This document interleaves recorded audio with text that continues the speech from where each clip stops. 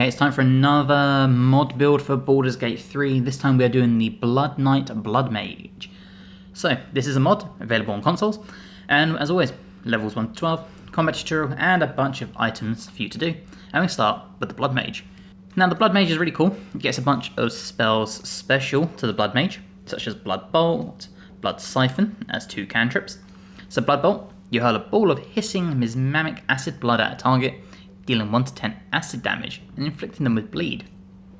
Blood Siphon, you siphon some of the very life essence from your victim, 1 to 8 necrotic damage, and you regain half that much in HP. And then there's a few special spells that we'll go over. So for the spells we're going to start with, we are going to choose Demand Sacrifice. Up to 4 creatures have spontaneous wounds rupture and bleed, suffering 1 to 10 acid damage and bleeding for up to as long as you maintain concentration. And we're going to pair that with Rain of the Hissing Blood. Blank an area in hissing mesmeric blood, causing 2d6 acid damage to anyone within immediately, and drenching the area in blood.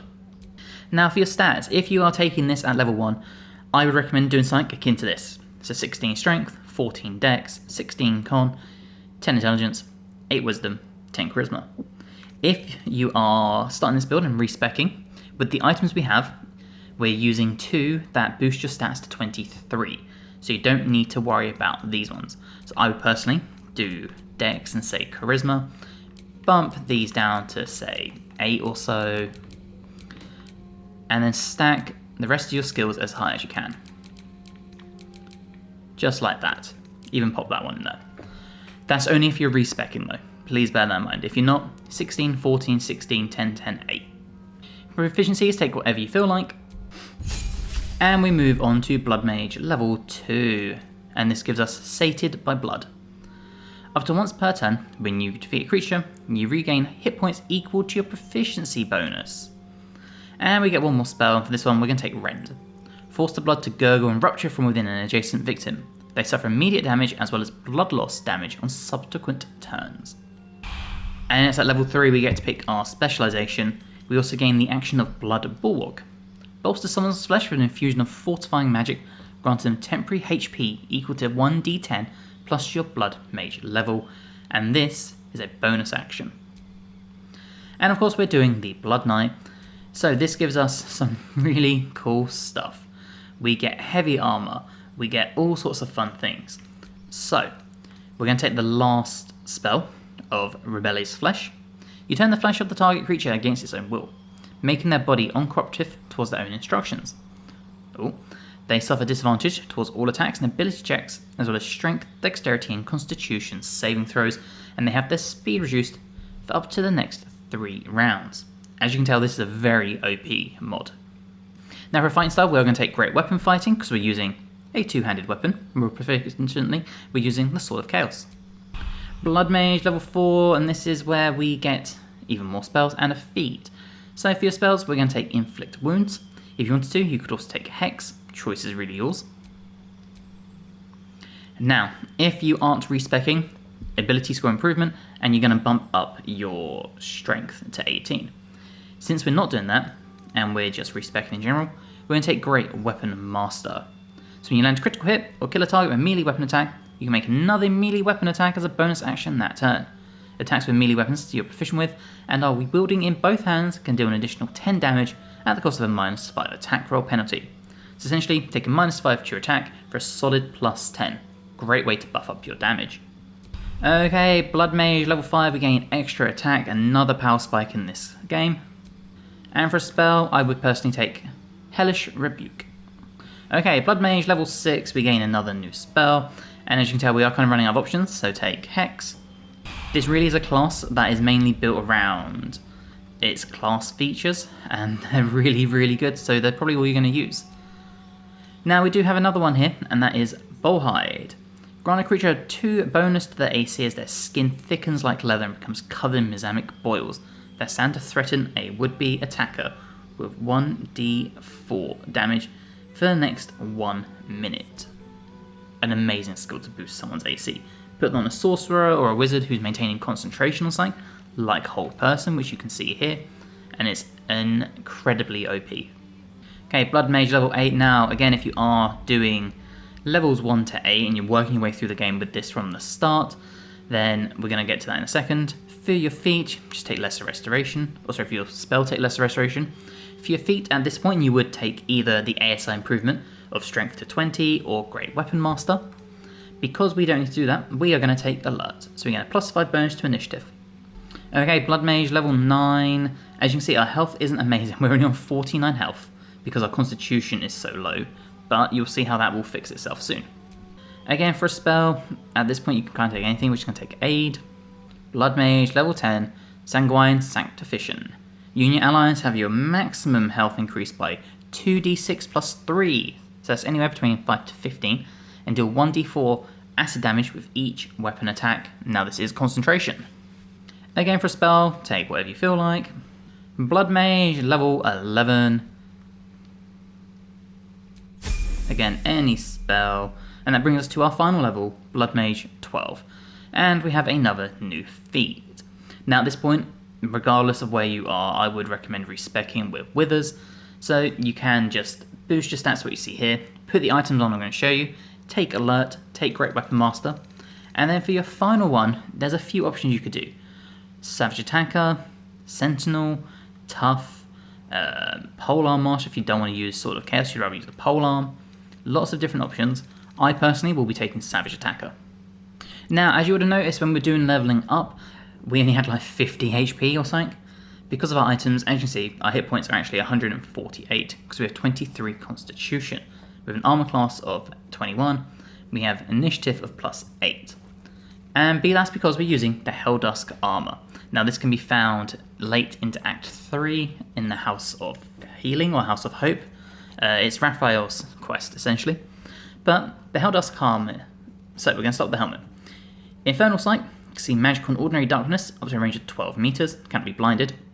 We gain a +2 bonus to saving throws against spells, and we cannot be critically hit. We're going to pair this with the Cindermouth Cloak. Flaming Shroud, a creature that damages the wearer within 2 meters receives burning. Now this is designed to be your tank. That is how this is set up. We're going to buff allies, and we're going to deal mass damage.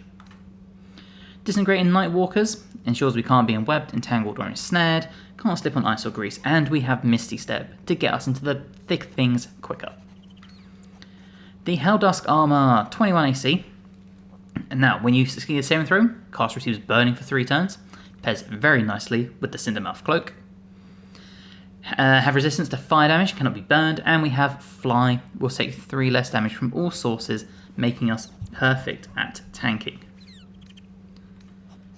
The Gauntlets of Hill Giant Strength, this is what boosts our strength to 23, meaning we can hit things even harder with our sword. The Killer Sweetheart, so when we kill a creature, our next attack will be a guaranteed critical hit. The Ring of Regeneration to help us tank even better by giving us 1 to 4 hit points at the start of our turn. And the Amulet of Greater Health, sets our Constitution to 23 and advantage on Constitution saving throws. And then we have the Sword of Chaos. I love this sword. On a hit, regen 1 to 6 hit points, 11 to 24 damage. It's insane. So with all that being said, we're going to go find some combat and test this out. Okay, as you can see, we're in the combat and we are joint first with our rogue. So we're going to end his turn, and this brings us to ours. Now, we're going to show off a load of these class features. And we're going to start with this. As you can see, we only have level 2 spell slots, and the damage only goes up by a little bit. So you don't need to worry too much. You might also find that we end up dealing a little bit of friendly fire, just because I'm trying to show the build off. Also, don't worry too much about that. So let's pop this here. And there you go, we absolutely melted that enemy. And this one only took 8 damage, but absolutely just melted. Now, we can also use our Blood Bulwark. This uses one of our charges, we get 4, and this will just boost someone's AC. So if we were to put this on our rogue, there you go, they have become bolstered. And then we can run into battle. And there you go, a huge miss, just because our AC is so powerful. And again, another miss. Now they did hit that one. We can use our reaction if we wanted to do Hellish Rebuke, which is why we took this. So let's do it at level 2. Actually 18 fire damage, the enemy is burning thanks to our cloak. And as I said, this is designed to be a melee forefront build. So, if we were to do this, now because we murdered someone last time, we could do Executioner if we wanted to. Guaranteed crit. So let's do that. And there you go.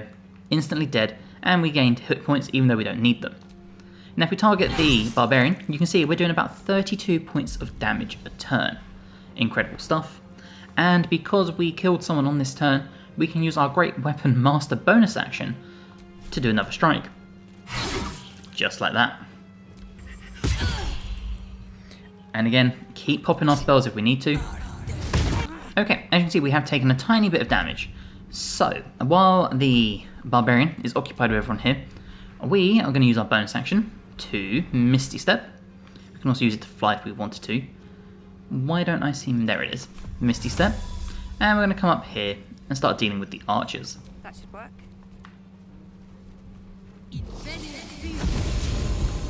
And don't forget, if you have an extra attack, it only works if you swing with your weapon. So you can't do extra attack for like spells and stuff. Okay, let's try that again. So we come over here. Hopefully it actually works this time. Blood Siphon. And there you go, 7 damage, but we regain 8 hit points. Nice way of just boosting up your damage. Again, if we wanted to, we could do a Blood Bulwark if we're near someone. We could hex the enemy. We can Pommel Strike. So let's do a hex. We're going to do it for... Let's do Dex, because we know that they are a rogue. There you go. Now, we are concentrating on it. This means we'll start doing extra damage to the enemy with every weapon attack.